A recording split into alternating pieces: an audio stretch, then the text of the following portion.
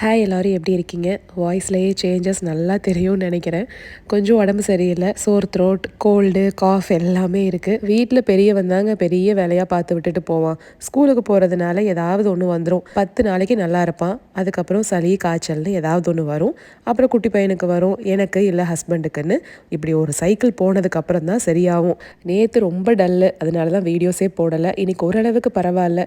படுத்தே இருந்தாலும் ஒரு மாதிரி சோம்பேறித்தனமாக தான் இருக்குது. விட்டால் கிச்சனில் இருக்க எல்லா வேலையும் நம்ம சின்ன குட்டியே பார்த்துருவாரு. பாத்திரத்தை எடுத்து கொடுக்கறது, பாத்திரத்தை கழுவுறது அப்படின்னு ஆளினால் வேலை தான் பார்த்துக்கிட்டு இருக்காரு. சோள மாவு இருந்ததுனால அவரும் பசங்களும் தோசை சாப்பிட்டுக்கிட்டாங்க. எனக்கு வாய்க்கு சுத்தமாக எதுவுமே பிடிக்கல. இட்லியும் கார சட்னியும் சாப்பிட்ணுன்னு தோணிக்கிட்டே இருந்தது. ஆனால் செய்யறதுக்கு சுத்தமாக தெம்பில்லை. சுக்குமல்லி காஃபி தான் போட்டுட்ருக்கேன். 2 டம்ளர் தண்ணி கொதிக்கணும்.